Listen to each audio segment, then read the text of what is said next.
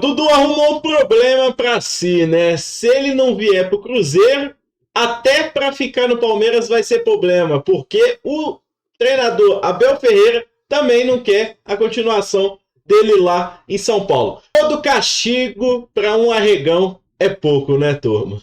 Deixa eu te perguntar uma coisa. Você gostaria de viver de YouTube? Fazer seu próprio horário, trabalhar de onde você quiser e principalmente gerar muita receita? Pois é, hoje é a sua chance. Finalmente a gente lançou o Viver de YouTube, que é o único treinamento no mercado que vai te acompanhar do absoluto zero até a criação do seu canal de sucesso. Onde você vai aprender as mesmas técnicas que eu utilizei e que eu utilizo, inclusive, para crescer todos os dias na maior plataforma de vídeo do mundo. Quero falar agora sobre Dudu. Ele fica no Palmeiras ou vai para o Cruzeiro? Para começar, quero contar que o Cruzeiro segue de portas abertas por meio atacante, ou melhor, por atacante, mesmo depois de o Dudu refugar em relação ao que havia sido combinado. Só para lembrar que 20 dias atrás foi o Dudu quem procurou Alexandre Matos, demonstrando a vontade de trocar o Palmeiras pelo Cruzeiro.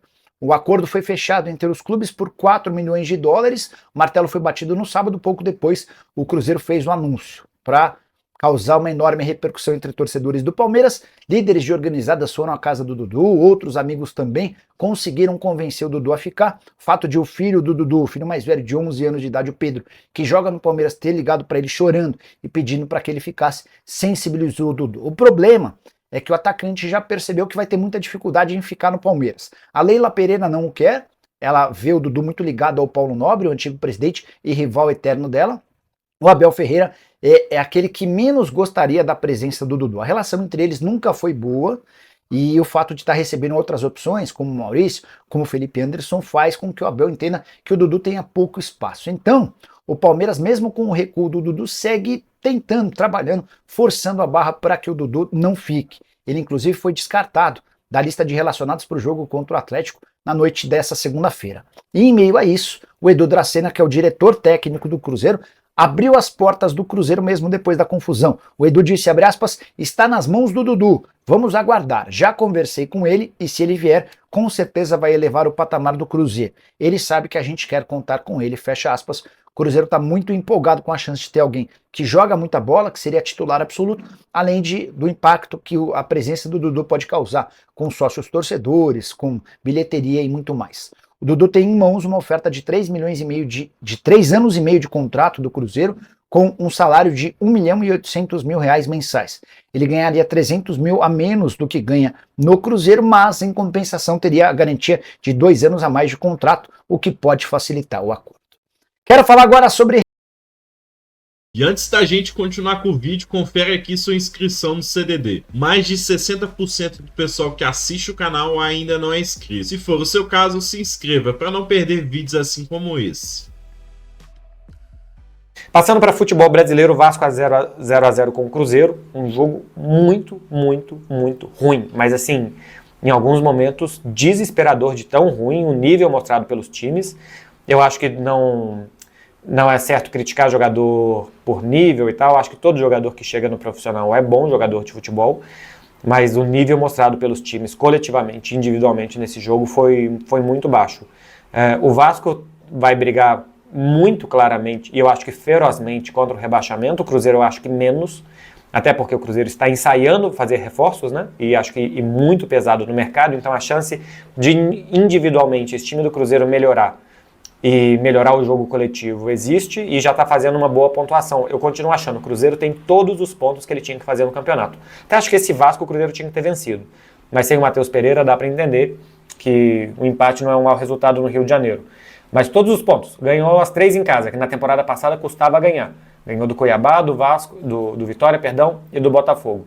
Fora de casa, contra Fortaleza e Vasco, times mais ou menos da faixa do Cruzeiro, né? Ou de meio de tabela ou de meio de tabela para baixo. O Cruzeiro não perdeu. E aí quando vai perder de Atlético, de São Paulo nesse momento, é o normal desta equipe do Cruzeiro, não do clube, mas é normal que esses jogos, ok, esses pontos não virão.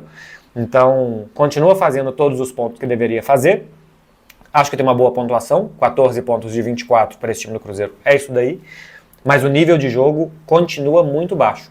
É mais entendível contra o Vasco, pela ausência do Matheus Pereira, mas também mostra que se não é o Matheus Pereira para tirar coelhos da cartola desse time, pouca coisa acontece.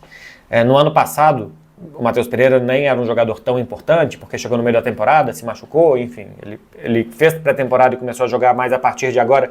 E quando eu falo para vocês, por exemplo, da questão do Vitor Roque, a pré-temporada, chegar a adaptação, o que pode melhorar, olha o Matheus Pereira, que é um contexto muito diferente de um jogador que deveria sentir muito menos adaptação, e como também foi necessário para ele a pré-temporada para desabrochar, por assim dizer, né? Mas na temporada passada, mesmo sem o Matheus Pereira, mesmo sem depender tanto assim de um jogador, em alguns momentos o time jogava muito bem e não dava a sensação de total falta de perigo como esse Cruzeiro dá. O Cruzeiro não me passa a sensação em quase momento nenhum de que vai levar perigo contra o adversário. Começou bem com o Fernando Seabra, mas já tem algumas semanas que não tem jogado bem. Fez um bom primeiro tempo, muito bom primeiro tempo na minha opinião, contra o São Paulo.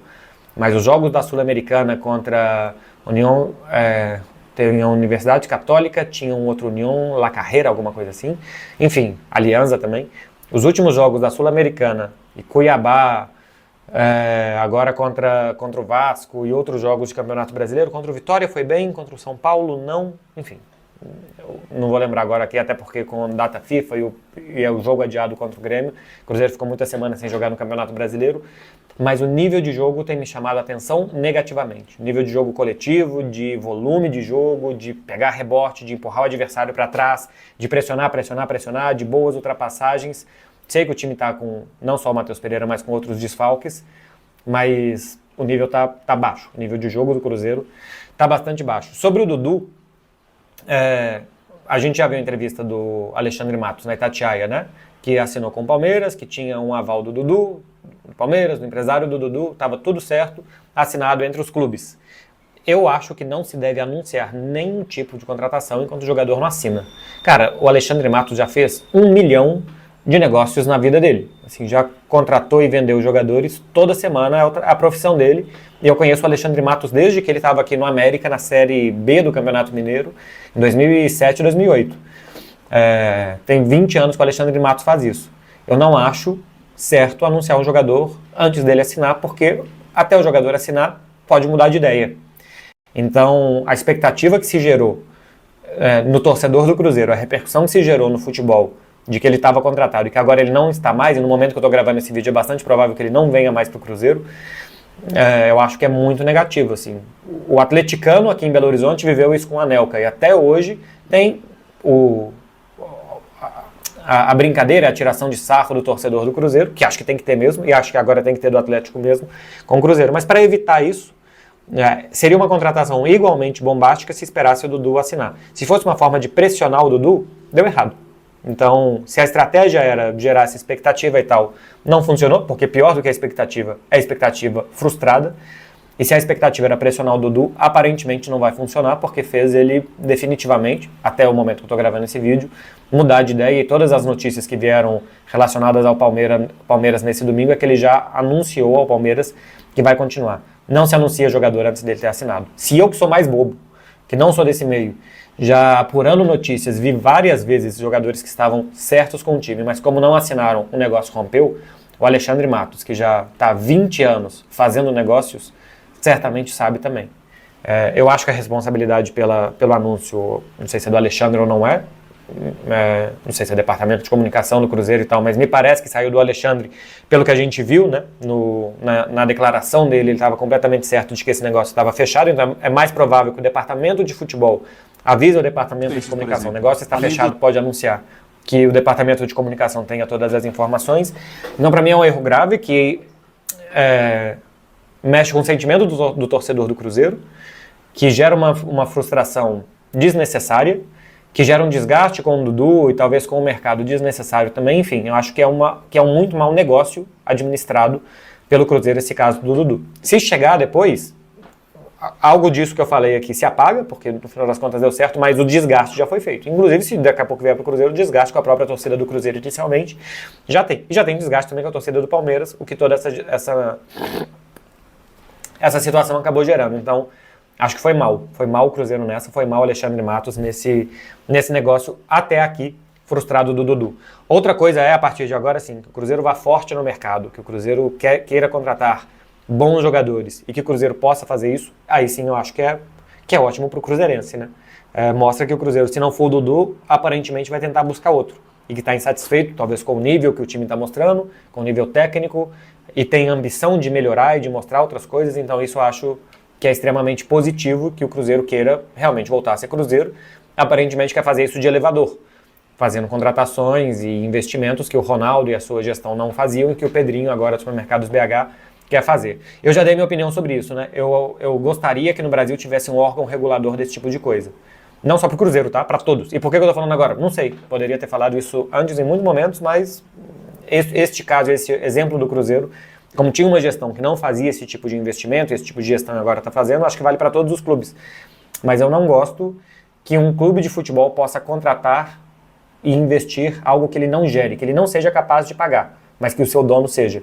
Porque no final das contas vira um campeonato de quem tem o dono mais rico e não de quem tem mais condições, mais bem administrado para fazer.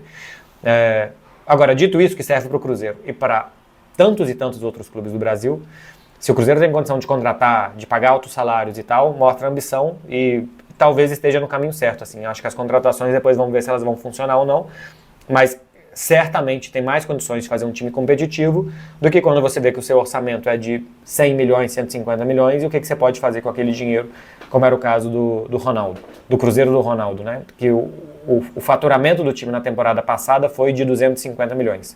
O do Flamengo foi de 1,350. O Flamengo ganhou 1,1 bilhão a mais que o Cruzeiro, em um ano.